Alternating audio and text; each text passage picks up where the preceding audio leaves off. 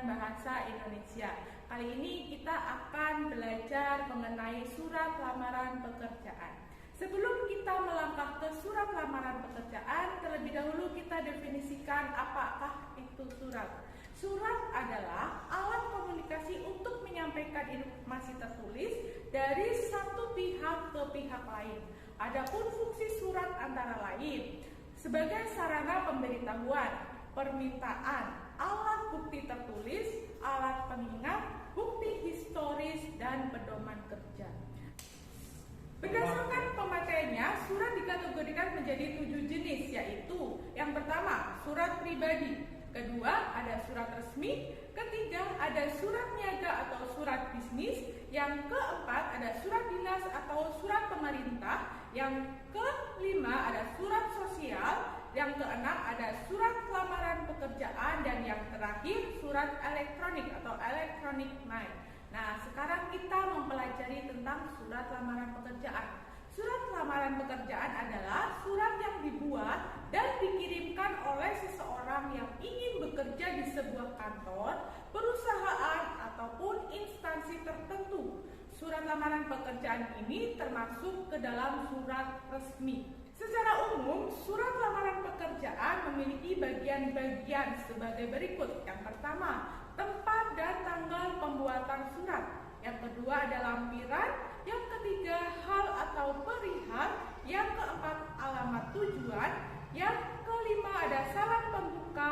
Yang keenam, isi surat. Dan isi surat ini terbagi menjadi 3 bagian pokok. Yang pertama, paragraf pembuka. Yang kedua ada isi surat. Ketiga, paragraf penutup. Dan yang terakhir bagiannya ada penutup dan tanda tangan serta nama jelas pelamar. Kemudian, penyusunan surat lamaran pekerjaan dibagi menjadi 2 macam, yaitu yang pertama, surat lamaran pekerjaan yang digabungkan dengan riwayat hidup. Nah, dalam cara ini riwayat hidup termasuk isi surat lamaran pekerjaan itu digabung. Cara ini disebut model gabungan. Kemudian yang kedua, surat lamaran pekerjaan yang dipisahkan dengan riwayat hidup. Dalam cara ini, riwayat hidup merupakan lampiran. Cara ini disebut model terpisah. Kemudian, hal yang berkaitan dengan unsur kebahasaan adalah yang pertama, penulisan surat lamaran pekerjaan harus menarik. Yang kedua, penulisan surat lamaran menggunakan bahasa yang baik dan benar. Yang ketiga, surat lamaran yang kamu buat hendaknya menggunakan bahasa yang baik dan benar. Yang keempat, penulisan surat lamaran mencantumkan tujuan dan alasan pelamar. Kemudian yang terakhir, penulisan surat lamaran harus terbaca dan rapi. Nah, sistematika dari isi surat lamaran pekerjaan itu disajikan dengan mencantumkan komponen-komponen surat lamaran pekerjaan. Setelah itu, penyajian surat lamaran pekerjaan biasanya dilengkapi dengan daftar riwayat hidup. Daftar riwayat hidup sebagai pelengkap hendaknya dibuat secara lengkap agar dapat dijadikan bahan pertimbangan perusahaan untuk pengambilan keputusan yang tepat. Komponen surat lamaran pekerjaan adalah tempat dan tanggal, ada pembuatan surat, lampiran, hal atau perihal, alamat tujuan, salam pembuka, isi surat, salam penutup, serta tanda tangan dan nama jelas pelamar. Gambaran diri meliputi keterangan pendidikan atau keahlian dan pengalaman sehingga dapat merefleksikan kemampuan atau kualifikasi seseorang.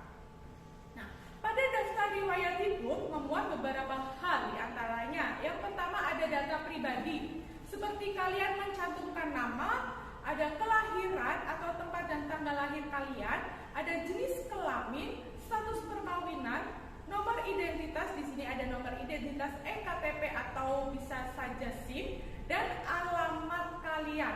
Data lainnya yang termasuk data pribadi diantaranya ada kewarganegaraan, suku bangsa, agama, tinggi badan, dan berat badan yang ditulis sesuai dengan kebutuhan.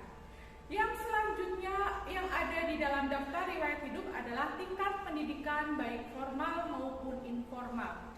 Kemudian ada pengalaman kerja, Selanjutnya ada keterangan lain, misalnya keterangan berupa keahlian khusus yang dimiliki serta referensi pribadi. Di sini referensi pribadi tidak harus dicantumkan.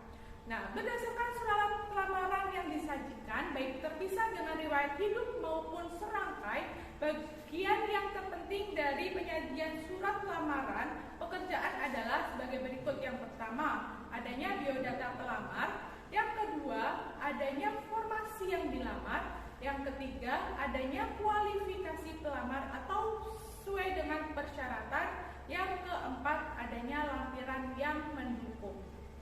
Nah, kemudian setelah kita ketahui bagaimana cara formasinya dari surat lamaran pekerjaan, kemudian kita menyusun surat lamaran pekerjaan. Nah, cara menyusunnya, sistematika lamaran pekerjaan harus sesuai dengan format lamaran yang diminta oleh perusahaan. Bahasa surat lamaran pekerjaan diupayakan sesederhana mungkin, tidak bertele-tele, langsung pada sasaran dan menggunakan bahasa yang baku. Sekian video pembelajaran kita pada kali ini, semoga bermanfaat.